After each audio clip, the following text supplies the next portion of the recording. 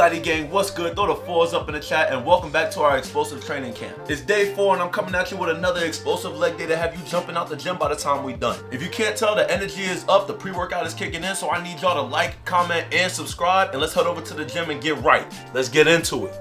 Y'all already know how we kick off every leg day. Warm-ups with the resistance band and isometrics to make sure our joints is protected as we move this heavy-ass weight moving forward. I'm gonna go ahead and skip past all of that and get into the real work. Now, with this being day 4 of our explosive training week, I'm not gonna hold you. The fatigue is hitting right now. Y'all know Wednesday was technically arms and cardio, and we was doing a lot of core work. Naturally, the legs is gonna fatigue in the process. We ain't gonna make no excuses. We still gonna get this work in. Today, I'm actually gonna go with a little bit of a lower weight. For instance, we're gonna start off with these trap bar deadlifts. Usually, my heaviest sets, I could go 415, 465. I'm saying those numbers because the trap bar here is actually 55 pounds, not 45 pounds. But today I'm actually gonna start off with 285 on the bar, 245s and a 25. Like I said, the bar is 55 pounds, not 45 pounds. And we're gonna gauge how we feeling from there and move the weight accordingly. For everybody following along back home, y'all already know the vibes. Adjust the weight to where you're comfortable and challenged. Now, trap bar deadlifts actually allow you to produce more power and lift more weight while reducing the strain on your lower back versus a traditional deadlift. The neutral grip provides a more natural stance, making the lift easier to learn. Now, even though the range of motion is limited versus a traditional deadlift, this isn't a concern for us right now because the positioning is more comparable to the athletic stance that we use in most sports, especially on the court. Beyond the deadlifts though, you'll see that the trap bar is actually one of the most versatile pieces of equipment that you could use in the gym. So we gotta take advantage of it. The way I'm feeling today, I think I'm gonna stay at this weight, focus on controlling the eccentric lowering and then exploding up from there.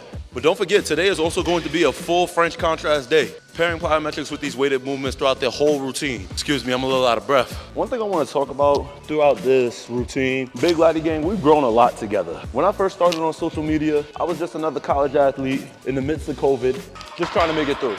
A lot of y'all who have been with me since day 1, I've gotten to see a lot of y'all grow. It's crazy because now I'm gonna be entering my 3rd year playing professional basketball, and some of y'all are gonna be entering your early years of college. Some of y'all entering your 1st year of college. So here's a little bit of advice for the incoming freshmen. Before I get into it, I want y'all to understand everybody's situation is different. Most of the time I'm talking to the majority, the average guy that's grinding, trying to make it, similar to me.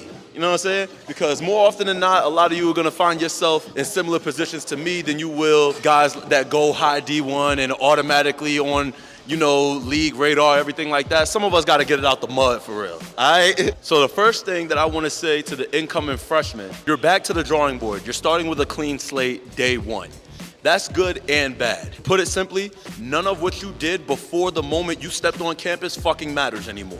Nobody gives a fuck how nice you was in high school, how much you averaged, and this, that, the third. Save all that shit for locker room conversations when y'all are reminiscing on high school days after a hard ass practice. In fact, some of y'all are about to get a mean reality check. It doesn't matter how nice you was in high school because college basketball is the combination of all the guys that was nice in high school.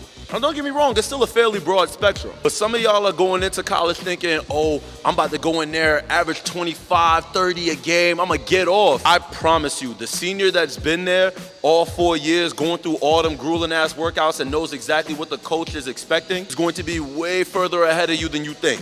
Don't get me wrong, some people might be naturally talented enough to catch up quicker than others. But the vast majority of people, yeah, you're gonna have to get it out the mud again. So you're gonna have to put that pride and ego to the side. Now, before we get to the second point, we're moving into these trap bar RDLs. Now, we already know the neutral grip and centered load of the bar reduces the stress on the lower back, but it's also more stable and better for taller athletes because the wider grip allows us to punch towards the floor without the knees getting in the way of the bar path, while still getting a good stretch under tension for the hamstring. You could also use dumbbells because the form and benefits are extremely comparable, but with the trap bar, we can load up more weight. Trap bar is so versatile, I swear. Now with that first point being said, second point, everybody that you meet during those preseason workouts is not going to be your teammate. I hate to say it, but it happens at every level, whether it's D1, D2, D3, NAIA, JUCO, doesn't fucking matter. I'm gonna tell you exactly how this shit is gonna go. You're gonna step on campus, and it's gonna be anywhere between 32 as high as, I've seen 60 motherfuckers talking about, oh, they dare to hoop, they dare to be on the team, this, that, the third. Some of them are even gonna have these elaborate ass lies, talking about, oh yeah, coach recruited me and told me that I should come here and this, that, the third. In reality, they got an interest letter from the school applied and they're there as a normal student trying to walk onto the basketball team. There's nothing wrong with that road to an inspirational ass story. It's just wild when people cap about it. If you want to stay ahead of the curve, keep listening. Everybody that you start off with, you are not going to finish that season with. Give y'all an example using my own story. When I first stepped on my college campus as a freshman, there were 42 quote-unquote players there at the first open run, and everybody had a story about how they was on the team. Now me, I actually signed a letter of intent. I actually had all of my scholarship information in writing. So I really wasn't worried about preseason or the tryout process. I just knew I was going to have to continue working hard. Now, like I said, we started off with about 42 guys. With that many guys, we actually had a JV team. Of those 42, only 15 make the actual school roster. So throughout the preseason, coach decides to weed out the weak and the numbers start dropping. During conditioning and workouts, 5 a.m. on the track, you got guys who either show up late and cut themselves that way or blatantly quit. I had one guy literally say to the coach's face, "I came here to join the basketball team, not the track team." Well, now you're on no team. Fuck out of here. Then you have guys that actually have their own epiphany and realize that they're not as good as they thought they were because they see the competition that they have on campus. So they just straight up quit. Then you got another section of the population who can't get their grades together, transcripts don't come in, they're ruled ineligible, whatever, and all of that is done early. So now throughout the rest of the preseason workouts, the number gets to about 30.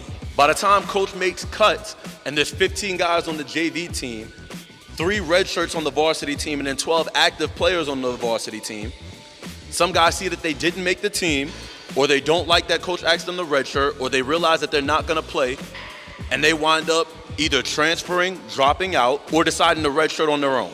So to start the season, we had 11 active players with 3 red shirts on varsity. Some guys didn't like being on the JV team, so that roster dropped all the way down to 10 for themselves. Then as the season takes place, some guys aren't happy with their minutes, some guys become ineligible, some guys wind up transferring, whatever happens. And long story short, we wind up finishing the season by the time we got to the second semester with only 9 players on varsity and 6 players on JV. But not only did I see this my freshman year in JUCO, I've seen this at every level. D1, D2, NAIA, it doesn't matter. So keep that in mind and keep working hard as you're going through preseason. Now that kind of ties in with my third point. Do not underestimate how grueling these college workouts really are. Really the college athlete schedule in general. A lot of people like to come in and say, "Oh, I already work hard and I did this, that, the third in high school." Refer back to rule number 1. In college, you are held to a higher standard academically and athletically simply because there is now money being invested in you. Whether you're on full scholarship, partial scholarship, or even a walk-on,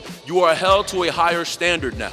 Now, I'm not just saying this stuff to intimidate anybody going into their first year of college. I'm just giving some people a much-needed reality check and trying to give better perspective to those who actually want the advice.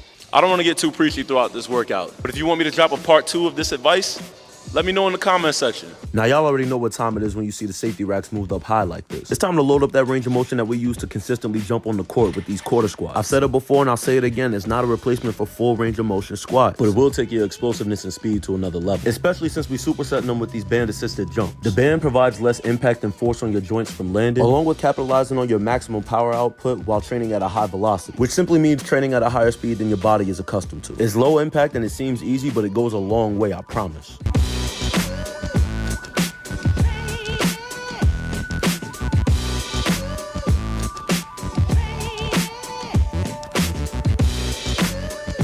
Now, y'all know we can't neglect the single leg work, so now we're gonna head over to the landmine setup. We got these reverse lunges into a press and knee drive, working on balance, core strength, and transfer of power between the lower body and upper body. Only additional explanation you should need is this right here.